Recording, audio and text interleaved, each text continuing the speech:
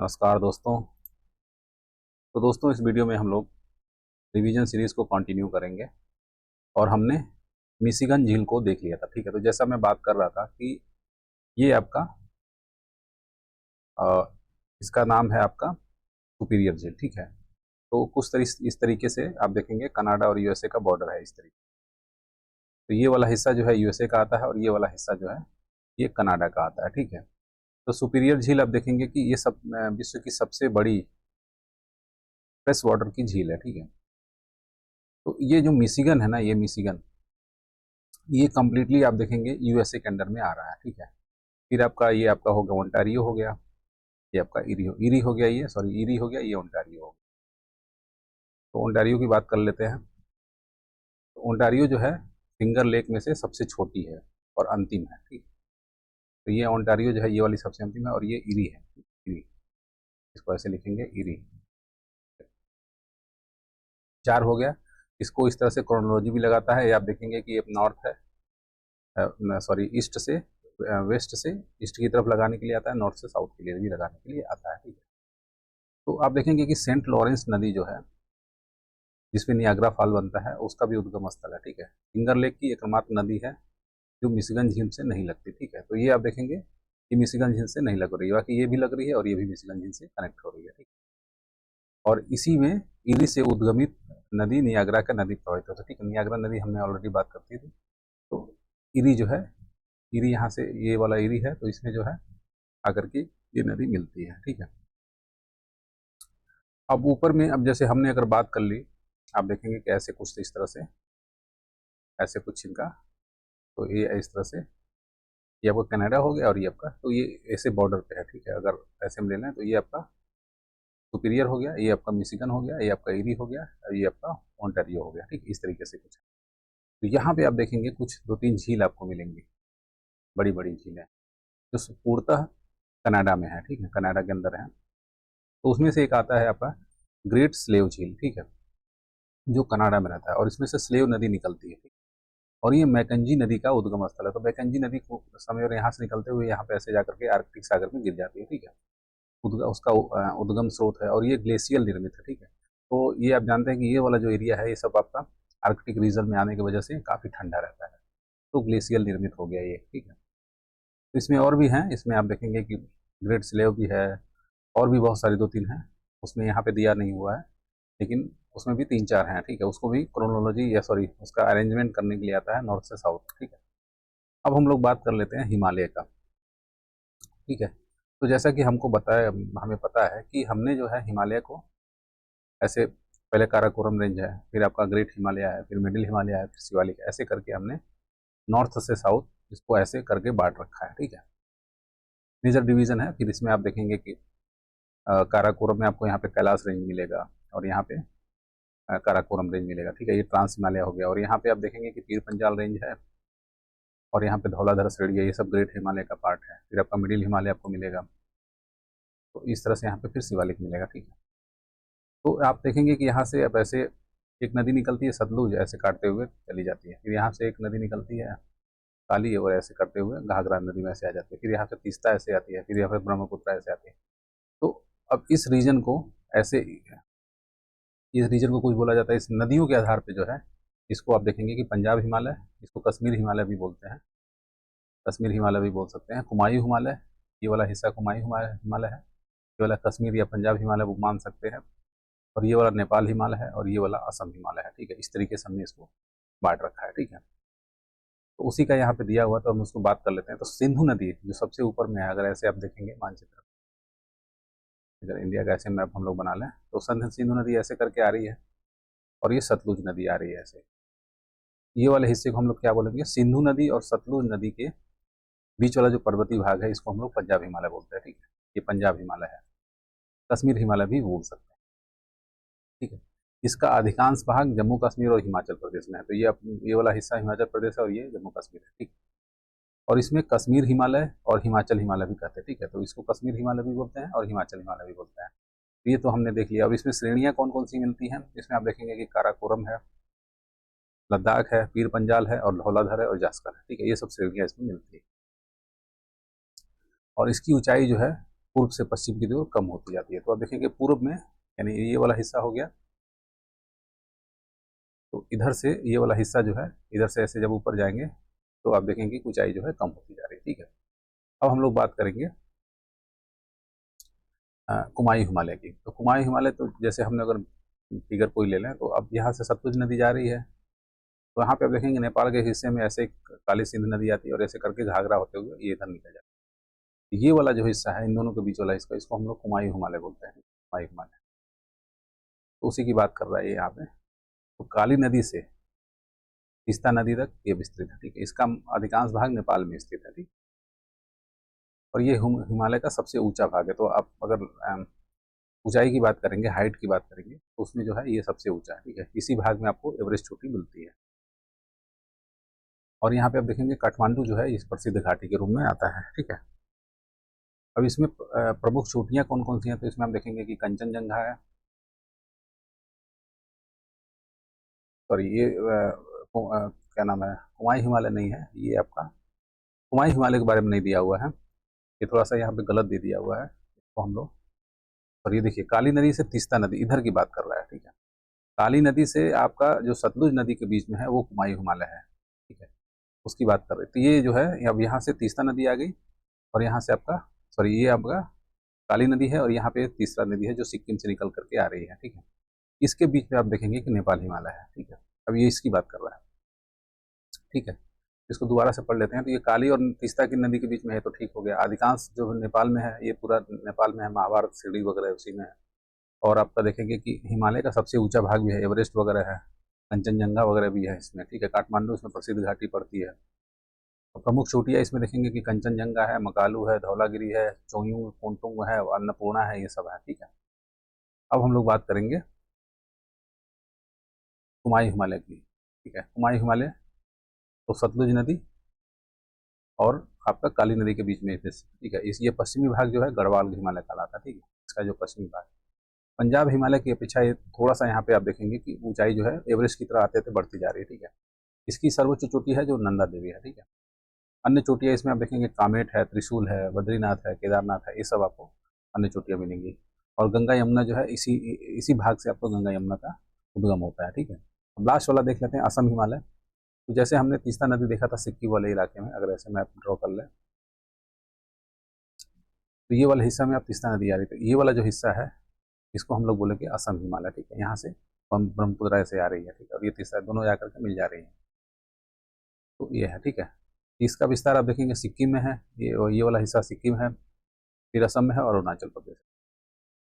तो नेपाल हिमालय की अपेक्षा ये कम ऊंचा है। तो आपस में देखेंगे कि नॉर्थ इंडिया में जम्मू कश्मीर वगैरह के ऐसे थोड़ा हाइट बढ़ती है और फिर वापस जो है हाइट कम हो जाती है। तो आप एवरेस्ट वाला इलाका जो नेपाल वाला है, वहाँ पे जो है हाइट सबसे ज़्यादा है, कंचनजंगा वगैरह है नेपाल वाले हिस्से में।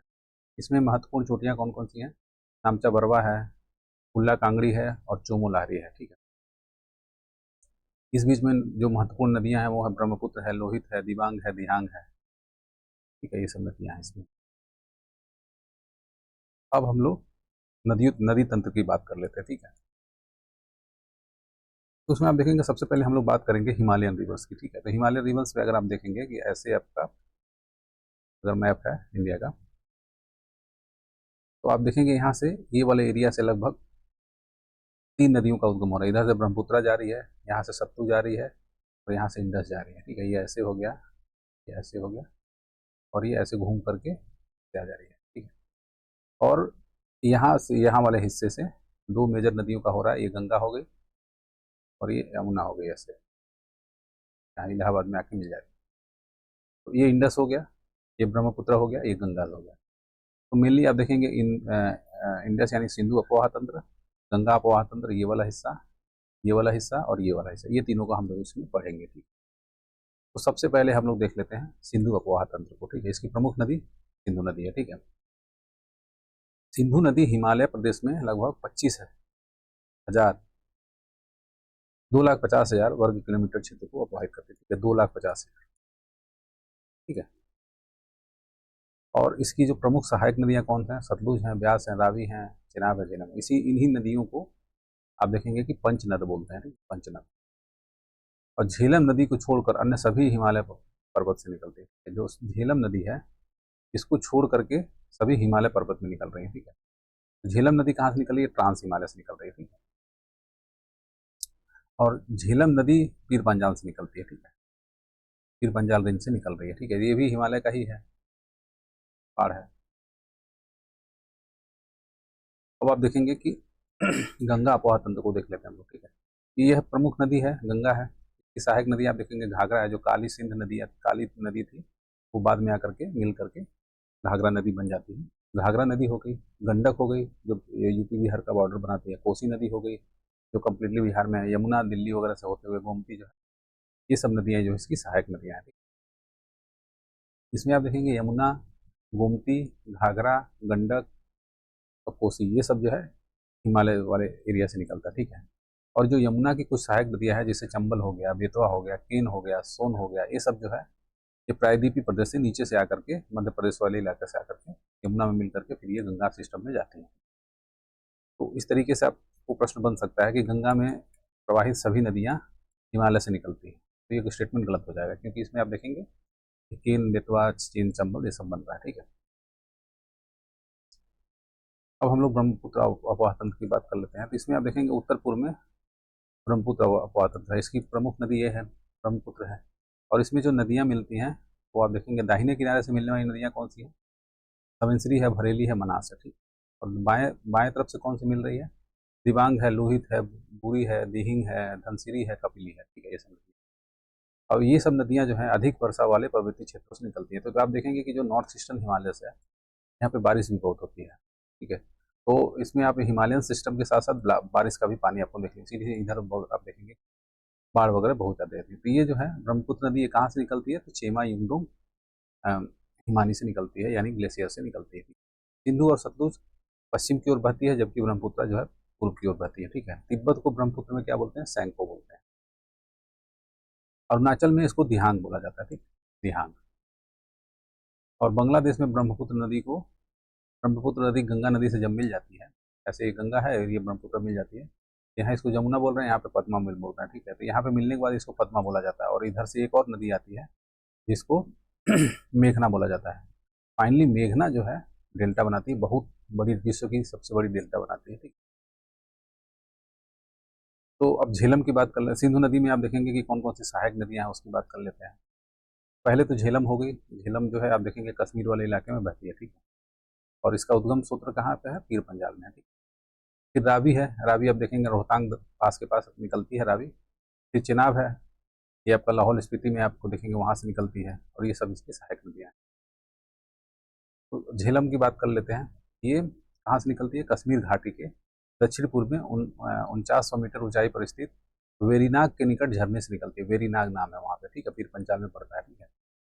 और कश्मीर में प्रमुख नदियों से लिद्दर नदी झेलम से आकर मिलती है, ठीक है। तो एक लिद्दर नदी है जो इसकी ट्रिब्यूटरी है, ठीक है। कश्मीर की अन्य नदी भी इसमें मिलती है, ट्रिम्पू के निकट या चिनाब में मिल जाती है, ठीक है। तो झेलम नदी जो है ये जाकर के फैली किस मिलती है? चिनाब नदी में। अब चिनाब की बात कर लेते हैं। ये हिमाचल प्रदेश में इसका उद्गम स्थल है, ठीक है। ये चंद्रभागा बोलते हैं इसको, चंद्र और भागा दो नदियां मिलकर आगे बहती हैं, तो इसको चिनाब बोलते हैं, ठीक। और किश्तवाड़ के निकट पीर पंजाल में गहरा गौज बनाती है, ठीक है, किश्तवाड़ के निकट। और पंच नद नामक स्थान पे ये आपको चिनाब नदी में मिल जाती है, ठीक। झेलम तथा रावी नदियों के जल ग्रहण करने के बाद सतलुज नदी के साथ मिल जाती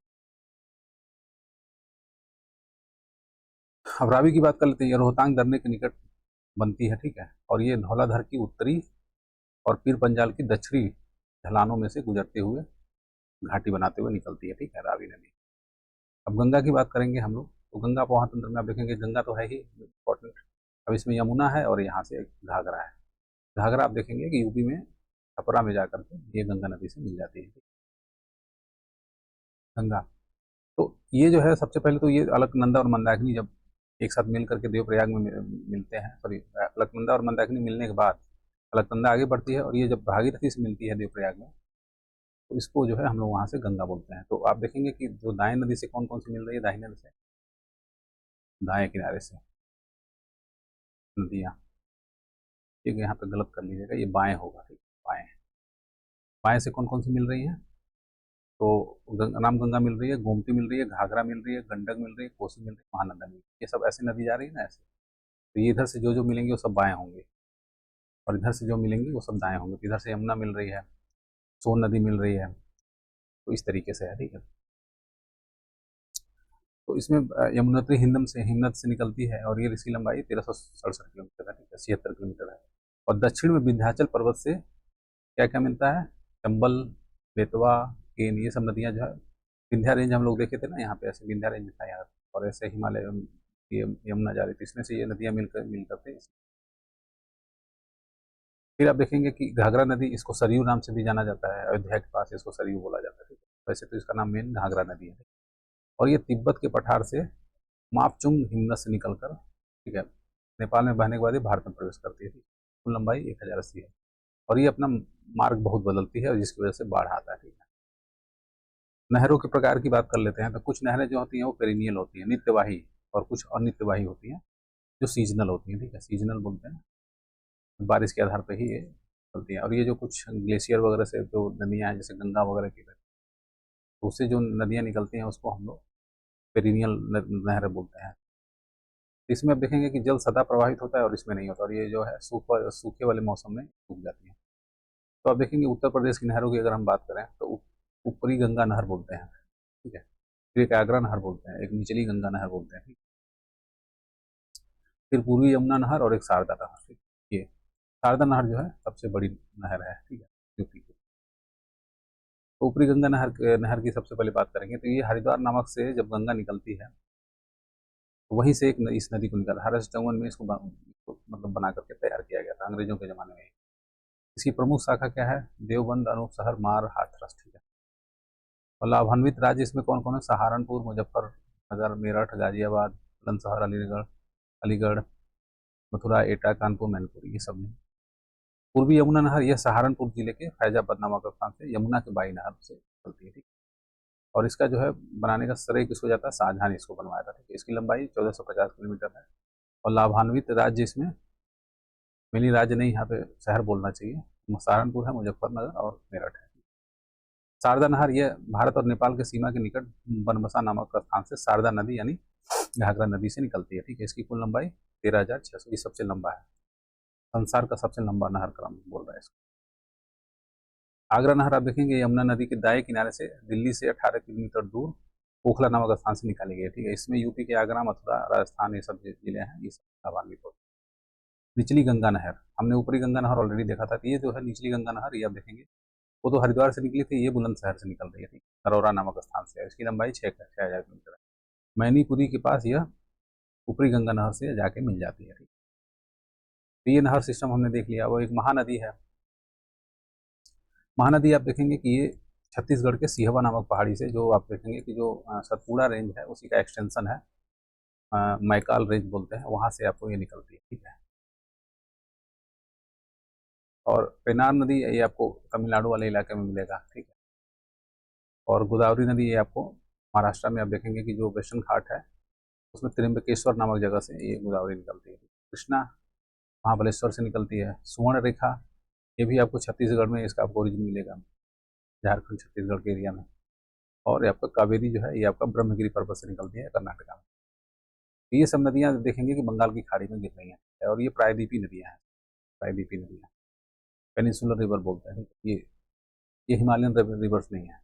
तो आप देख रहे हैं कि बंगाल की खाड़ी में गंगा भी मिल रही थी, यमुना वगैरह भी मिल रही थी। तो बंगाल की खाड़ी में अगर बोलेगा कि हिमालय की सभी नदियाँ बंगाल की खाड़ी में गिरती हैं तो ये स्टेटमेंट गलत हो जाएगा। इसलिए क्योंकि इंदस नदी जो है वो आप देखेंगे कहाँ जाके गिर रही है, अरब सागर में जाके गिर रही है, वो भी गलत हो गया। और प्रायद्वीपीय भारत की सभी नदियाँ बंगाल की खाड़ी में गिरती हैं, ये भी गलत है। इस तरह से स्टेटमेंट जो है बनाता है और इस तरह से आपको आंसर करना, ठीक है। तो इसमें आप देखेंगे अब एक एक नदियों की हम लोग बात कर लेते हैं। सबसे पहले बात करेंगे महानदी, ठीक है। यह छत्तीसगढ़ के अमरकंटक श्रेणी के दक्षिण में रायपुर के जनपद से 482 मीटर से ऊंचाई से निकलती है, ठीक है। यह उड़ीसा में बहकर बंगाल की खाड़ी में गिरती है। इसी नदी पर हीराकुद बांध बना हुआ है, ठीक है। इसकी सहायक नदी इब, मौड, तेल, हदसो, हदसो मतलब हसदेव, हसदेव पहाड़ी से निकल करके ये जाकर के मिलती है। तो ये हमने ऑलरेडी बता दिया था कि अमरकंटक श्रेणी जो है ये आप देखेंगे सतपुड़ा का ही एक तरह से एक्सटेंशन है। फिर कावेरी नदी की बात करते हैं तो ये ब्रह्मगिरी पर्वत से निकलते हैं, पश्चिमी घाट की ब्रह्मगिरी माला से निकलती है, ठीक। तो कर्नाटक तमिलनाडु में बहते हुए कावेरी पत्तनम के समीप, ठीक है, कावेरी पत्तनम जो बंगाल की खाड़ी पर गिरने से पहले जो शहर बनाती है उसको कावेरी पत्तनम बोल रहे हैं। इसकी लंबाई 800 किलोमीटर है और ऊपरी भाग ग्रीष्मकालीन, ये आप देखेंगे कि ये जो है पेरिनियल एक तरह से इसलिए होती है कि दोनों जो है मानसून से भी, अब जैसे अगर ऐसे अगर ले लें, मैप ले लें एक, तो आप देखेंगे सब जगह यहाँ पे इसका ओरिजिन है, ऐसे करते हुए ये जा करके ऐसे गिर रहा है, ठीक है। तो इधर से जब मानसून आता है तो इसमें भी बारिश डाल देता है थोड़ा सा, और जब नॉर्थ ईस्ट आता है तो आपको पता है कि इधर बारिश होता है तो इसमें भी थोड़ा सा इसी बारिश डाल देता है। तो ये दोनों दोनों ही मानसूनों से, जो रिट्रीटिंग मानसून है और जो नॉर्मल मानसून है, दोनों से ही इसको पानी मिलता है। गोदावरी की बात करेंगे, गोदावरी महाराष्ट्र में उसका उद्गम स्थल है, ठीक है, त्रिम्बकेश्वर पहाड़ी जो नासिक के पास है, ठीक है, वहाँ से निकलता है। ठीक है, प्राकृतिक पदार्थ की ये सबसे लंबी नदी है, ठीक है, बड़ी नदी भी है और लंबी नदी भी है। ये नासिक जिले के पश्चिमी घाट से निकलती है। पश्चिमी घाट का क्या नाम है? त्रिम्बकेश्वर, ठीक है। इसका अपवहन क्षेत्र लगभग 50% महाराष्ट्र में है, ठीक है। इसको वृद्ध गंगा और दक्षिण गंगा नाम से भी जानी जाती है। इसके सहायक नदियों की बात करें, प्रवदा, प्राणहिता, पैनगंगा, वैनगंगा, इंद्रावती। इंद्रावती ये छत्तीसगढ़ से निकल के आ रही है, मानेर और सबासी, ये सब नदियाँ इसकी सहायक नदियाँ हैं। अब कृष्णा नदी की बात करते हैं, ये सेकेंड लार्जेस्ट है, पहले तो वही था आपका गोदावरी था, सेकेंड लार्जेस्ट ये है। और ये जो है महाबलेश्वर के निकट निकलता है, ठीक है। और महाबलेश्वर कौन से डिस्ट्रिक्ट में है? तो सतारा डिस्ट्रिक्ट में, महाराष्ट्र के अंदर। और ये भी वेस्टर्न घाट है। इसकी सहायक नदियाँ कोयना, भीमा, तुंगभद्रा, घाटप्रभा, ये सब है। इसकी लंबाई 1400 किलोमीटर है। सहायक नदी भीमा, तुंगभद्रा, गोदावरी, कावेरी, भीमा तो ठीक है, तुंगभद्रा भी ठीक है, गोदावरी और कावेरी तो नहीं होना चाहिए। यह नौका चालन योग्य नहीं है, ठीक है। सुवर्ण रेखा और ब्राह्मणी, ये आप देखेंगे झारखंड में स्थित, झारखंड से इसका उद्गम होता है, ठीक है। वहाँ मैंने छत्तीसगढ़ बोल दिया था, छत्तीसगढ़ से आप देखेंगे कि महानदी का उद्गम था, ठीक है। यहाँ झारखंड से निकल रहा है और दक्षिण कोयल नाम से जान करते हुए ये ब्राह्मणी और सुवर्णी निकल, ये उड़ीसा के पास जाकर के, उड़ीसा से होते हुए ये बंगाल की खाड़ी में जाके पेन्नार नदी, पेन्नार नदी के जो है कावेरी और कृष्णा नदी के बीच में है। अब ऐसे कृष्णा नदी देखेंगे और यहाँ से कावेरी, तो बीच में एक नदी आती है पेन्नार नदी, आप देखेंगे इसी से आप देखेंगे कि चेन्नई शहर को पेन्नार नदी से ही पानी मिलता है, ठीक है। अब कुछ नदियाँ आप देखेंगे कि अरब सागर में गिरती हैं, इसमें से आपका नर्मदा हो गया, माही हो गया, लूनी हो गया, साबरमती हो गया, तापी हो गया, नदियाँ जो है अरब सागर में जाके गिरती हैं। तो एक एक करके हम लोग देखेंगे। तो अरब सागर में गिरने वाली जो भी नदियाँ हैं उसमें नर्मदा जो है सबसे लंबी है और सबसे बड़ी भी है, 1300 किलोमीटर इसका है लंबाई है, ठीक है। तो मध्य प्रदेश छत्तीसगढ़ के सीमा के निकट अमरकंटक की पहाड़ी से निकल कर ये अरब सागर में खंबात की खाड़ी में जाके मिलती है, कैम्बे की खाड़ी, बे ऑफ कैम्बे। और इसके उत्तर में ऐसे आप देखेंगे कि ये रिफ्ट वैली में बह रहा है। तो ऐसे अगर आपका विंध्याचल है और ये कैसे आपका सतपुड़ा है, तो ये ऐसे देखेंगे, ऐसे सतपुड़ा से निकल करके ऐसे जा करके गिरता है, ठीक है। तो ये वाला हिस्सा सतपुड़ा है और यहाँ पे महादेव पहाड़ी है और ये मैकाल है, तो यहीं से निकलती है, ठीक है। तापी नदी की बात कर लेते हैं हम।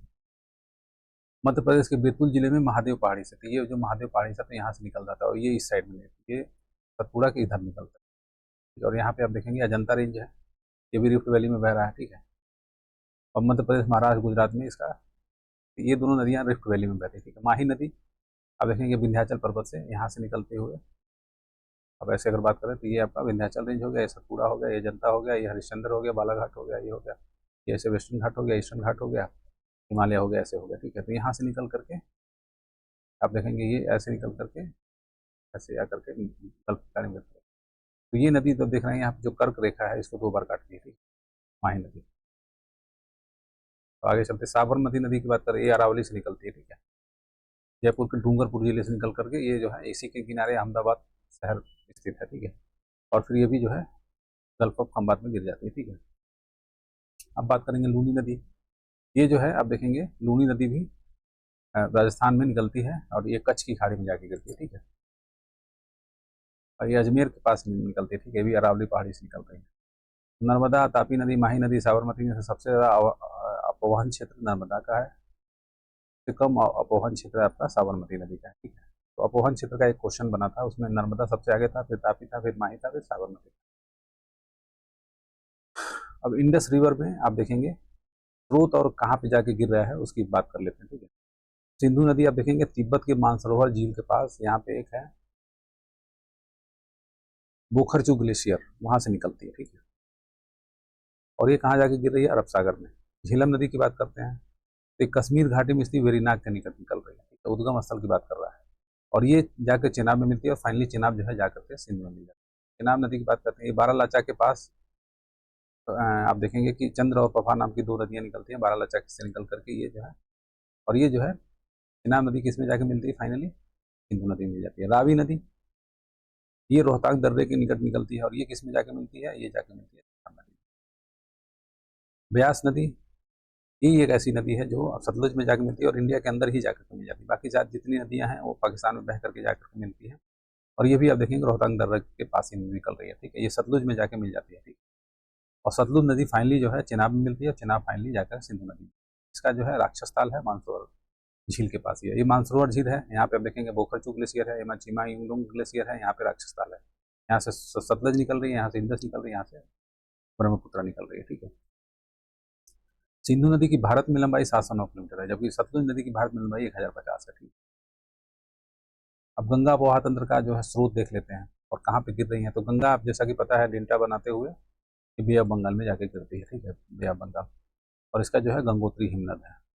यमुनोत्री हिमनद में आपका यमुना है और ये जो है इलाहाबाद में जाके प्रयागराज में जाके ये आपका देखेंगे कि गंगा से मिल जाती है। फिर घाघरा नदी, इसका मापचुंग हिमनद है, ठीक है, नेपाल के अंदर। और ये जो है घाघरा नदी गंगा में कहाँ पे मिलती है? छपरा बिहार में जाके मिल जाती है। गंडक नदी आप देखेंगे कि ये आपका ये भी जाकर के ये कौन से डिस्ट्रिक्ट में? हाजीपुर में जाकर के ये गंगा में मिलती है। नेपाल तिब्बत सीमा से उसका उद्गम स्थल है। कोसी नदी ये आप देखेंगे भागलपुर में जाकर के गंगा से मिल जाती है और ये सिक्किम तिब्बत नेपाल हिमालय में जाकर वहाँ से उद्गम स्थल है, ठीक है। चंबल नदी का आप देखेंगे कि विंध्यान रेंज में, विंध्या पहाड़ी जो है मध्य प्रदेश के महू के निकट विंध्या रेंज में, वहाँ से उद्गम स्थल है। और ये जो है इटावा में जाकर के यमुना से मिल जाती है, ठीक है।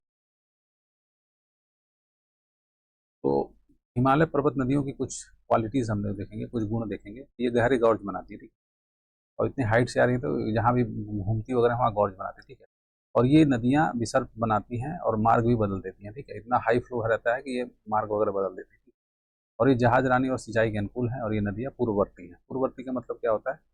एंटीसीडेंट बोलते हैं। एंटीसीडेंट रिवर का मतलब ये होता है कि जैसे अब जैसे मैं अगर इंडिया का एक ऐसे अगर मैप ले लूँ तो आप देख रहे हैं कि यहाँ पे आप विंध्या रेंज है, यहाँ पे सतपुड़ा रेंज है, ठीक। अब गंगा आकर के यहीं से क्यों मुड़ जा रही है? ये गंगा ऐसे अगर आ रही थी तो गंगा इधर को आ जानी चाहिए थी।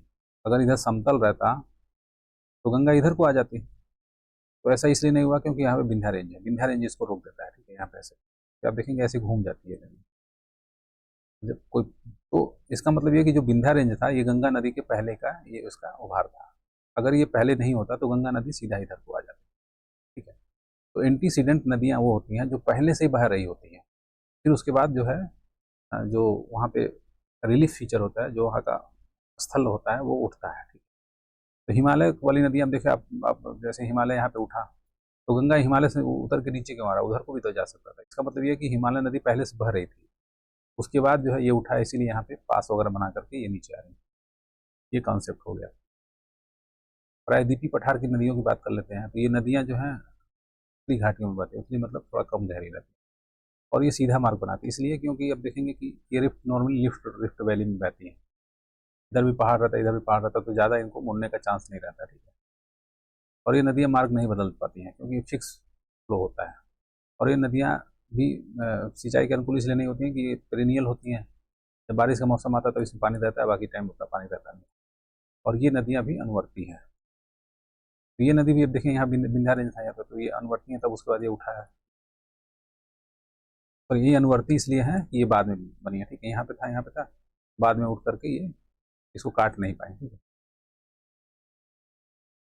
अब हम लोग बात करेंगे